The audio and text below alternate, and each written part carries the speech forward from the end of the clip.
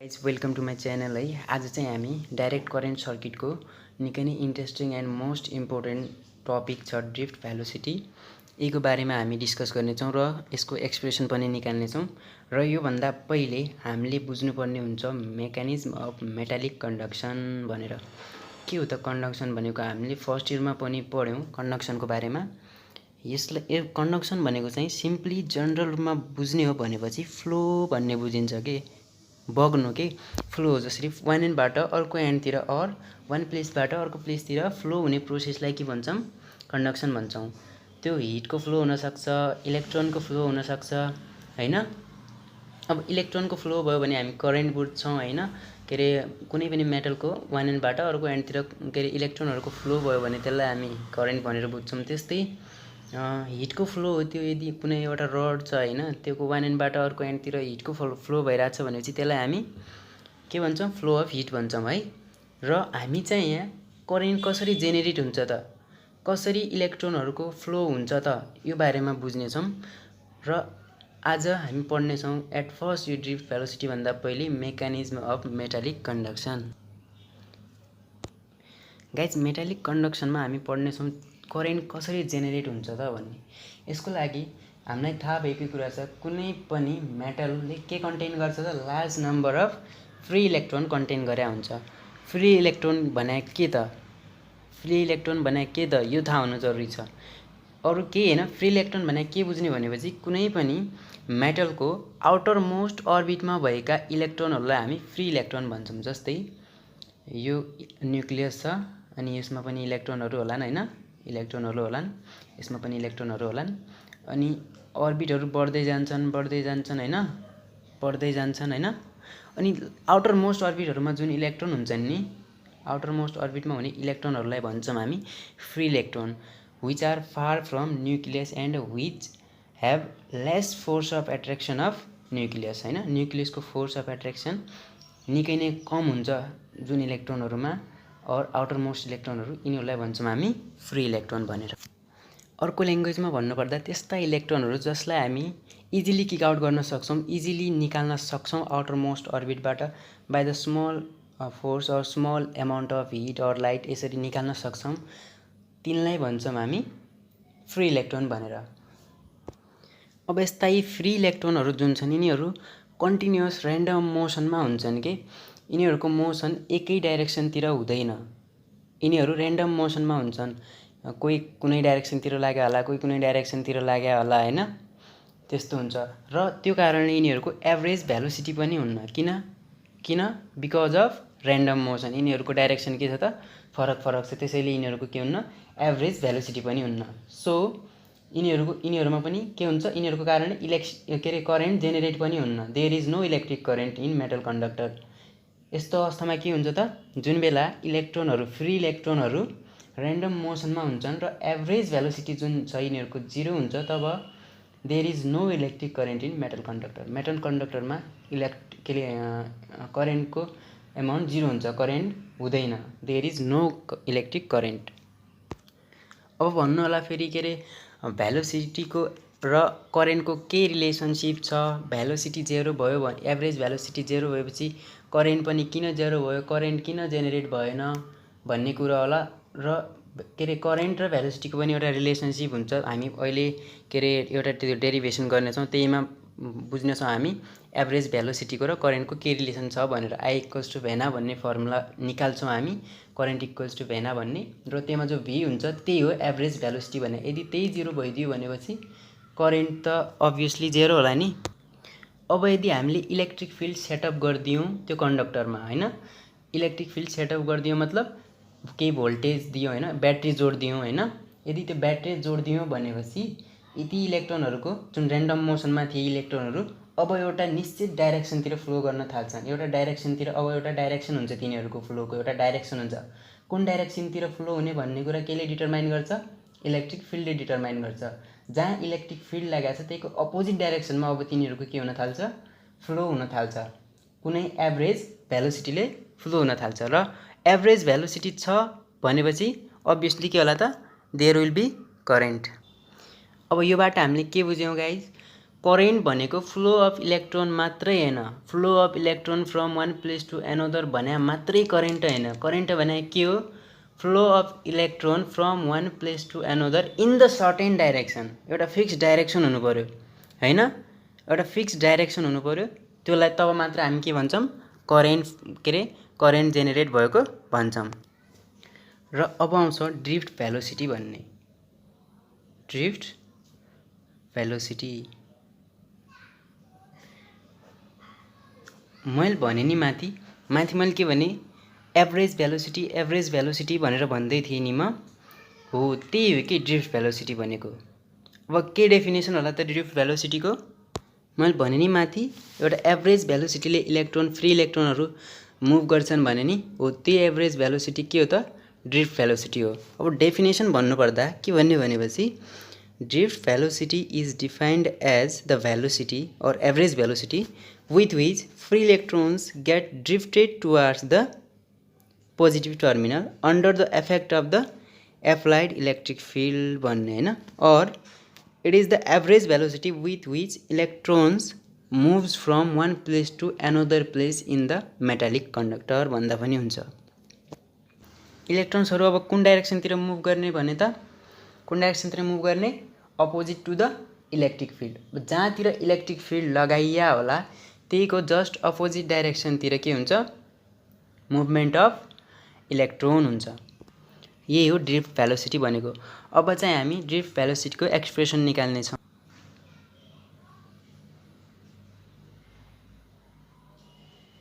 Expression for drift velocity और कहिलेकाहीँ एक्जाममा के पनि भने हुन्छ? Current through metallic conduction.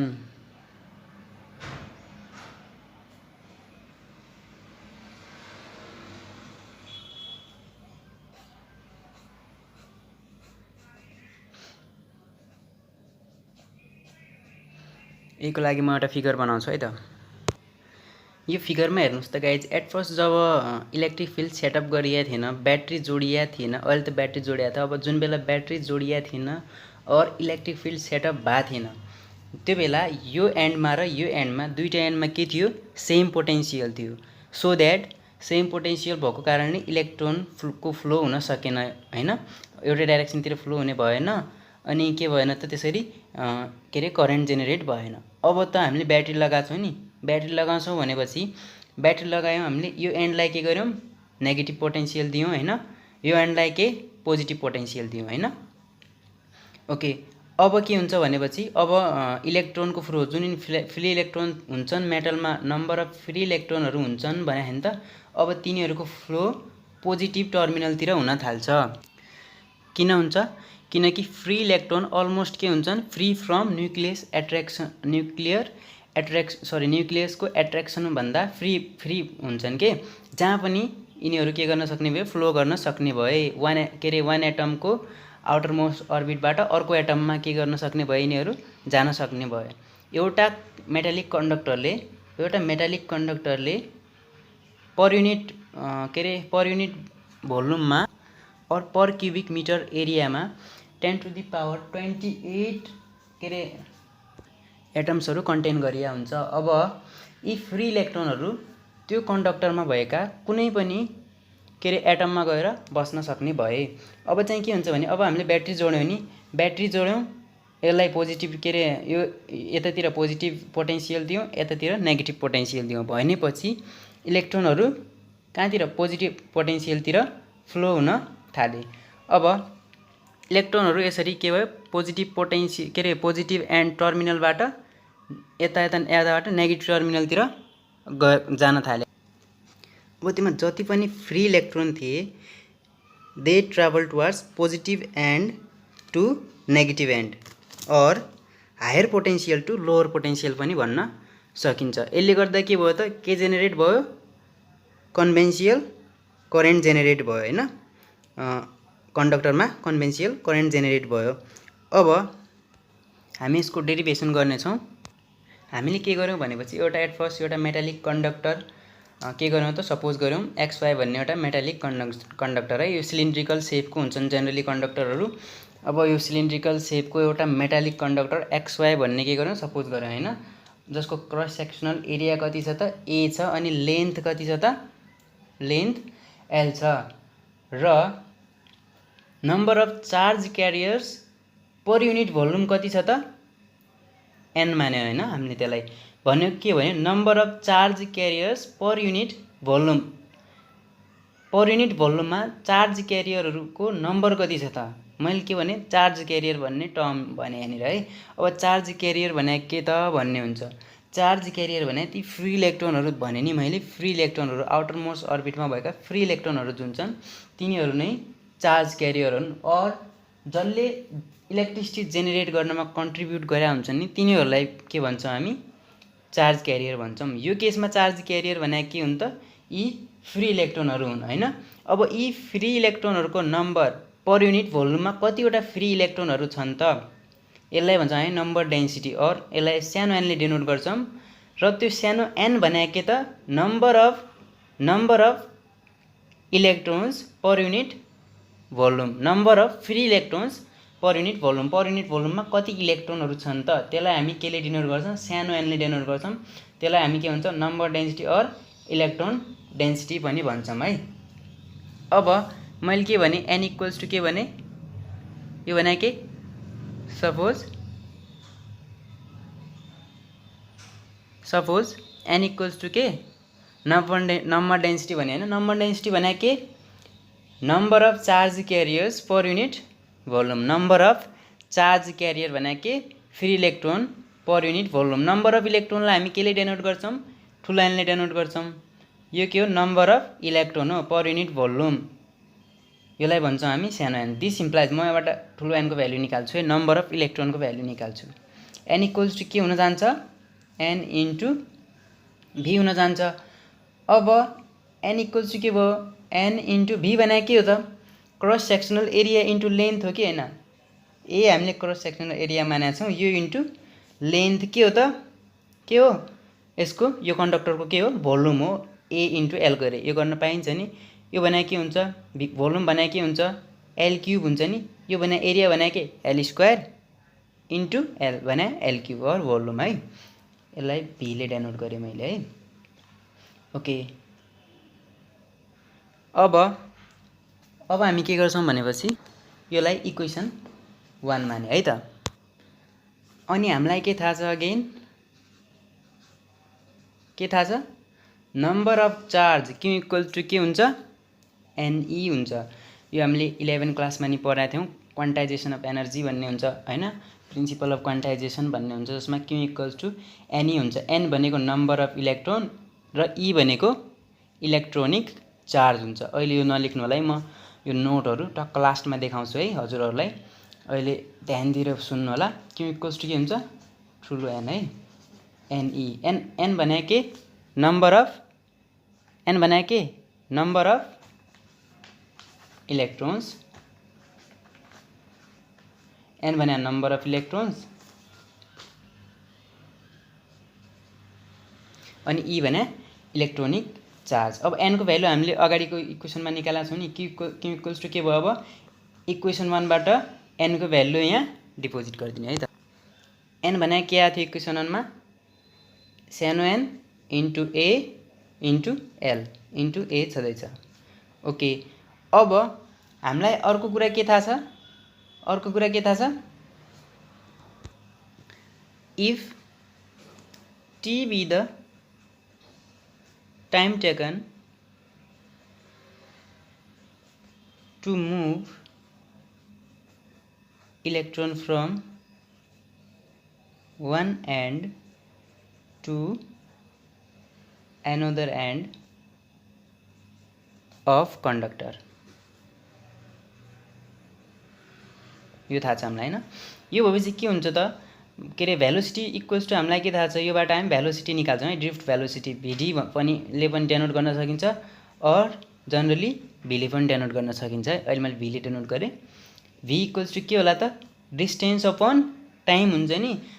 के रे भेलोसिटी भने के पढाएको छौँ हामीले distance per unit time distance भने के हो त अहिले त्यो चार्जले त्यो के अरे चार्ज क्यारियरले त्यो इलेक्ट्रोनले फ्री इलेक्ट्रोनले कति डिस्टेन्स मुभ गर्ने हो जति त्यो कन्डक्टरको लेन्थ छ त्यो नै के हो त डिस्टेन्स हो त्यहीको भनेपछि डिस्टेन्ससँग हामी के लेख्न सक्छौँ एल लेख्न सक्छौँ डिभाइडेड बाई के भयो divided by T distance per unit time this equals to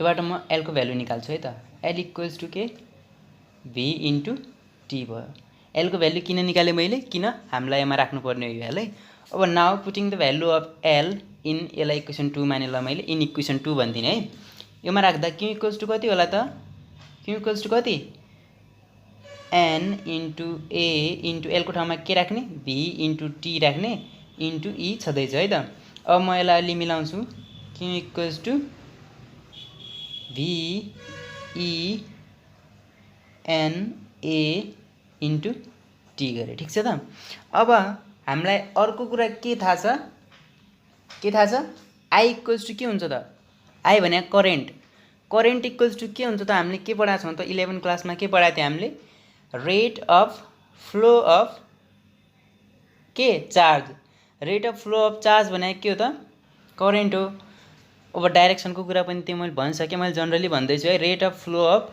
charge रेटको मिनिङ के time rate of flow of charge भने के क्यू अपन टी हैन यो हो नि त करेन्ट भने त this implies I equals to कति होला त क्यू भने कति निकालेका छौँ हामीले माथि भेना into t divided by t टीले टी क्यान्सल आउट गर्यो दिस इम्प्लाइज के करेन्ट इक्वल्स टु कति आयो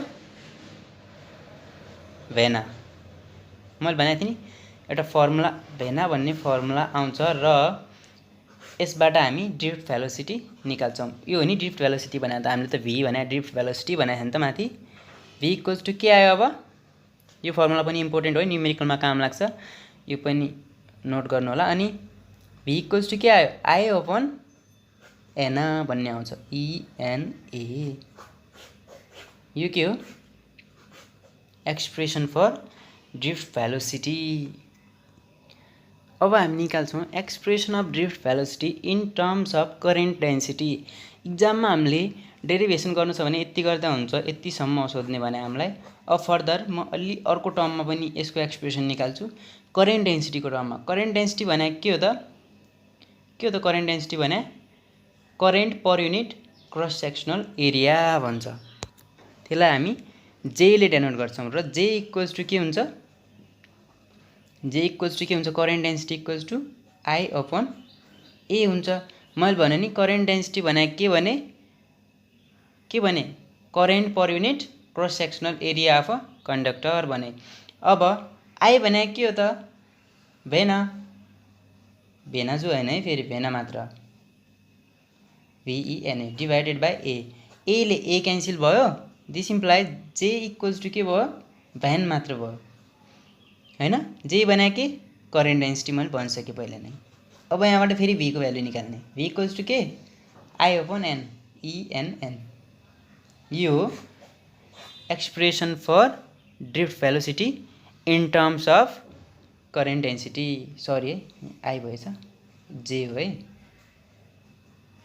ओके यो चाहिँ करेन्ट डेन्सिटीको एक्सप्रेसन हो in terms of what current density योको टर्ममा यो ड्रिफ्ट भेलोसिटीको एक्सप्रेसन हो है त यसलाई हामी ड्रिफ्ट भेलोसिटीलाई VD ले पनि डेनोट गर्न सक्छौँ और जनरली V ले पनि डेनोट गरिया पाइन्छ अब मैले यहाँ नोट देखाएँ हजुरहरूले नोट गर्नु होला है त मेकानिज्म अफ मेटालिक कन्डक्सन भन्ने मैले भनिसकेँ पहिला नै अनि यसको यो अलि थ्योरी छ यो पनि नोट गर्नु होला है त भिडियो पज गरेर नोट गर्नु होला है त त्यसपछि हामीले पढ्यौँ एक्सप्रेसन फर ड्रिफ्ट भेलोसिटी और करेन्ट थ्रु मेटालिक कन्डक्सन भन्ने पढ्यौँ अनि यो पनि नोट गरिदिनु होला है अब ल्याङ्ग्वेज मिलाएर लेखिदिएको छु यो चाहिँ हजुरहरू ल्याङ्ग्वेज मिलाएर लेख्नु होला अघि चाहिँ हामीले खालि जनरली डिस्क्राइब गरिदिएको अब योबाट नोट लेख्नु होला है त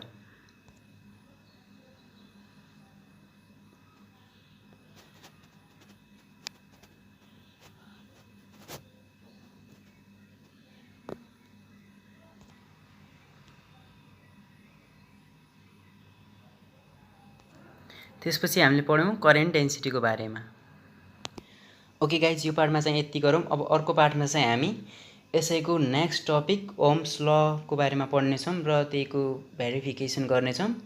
आजलाई चाहिँ यति गरौँ। Be safe. जय चन्द्र सूर्य।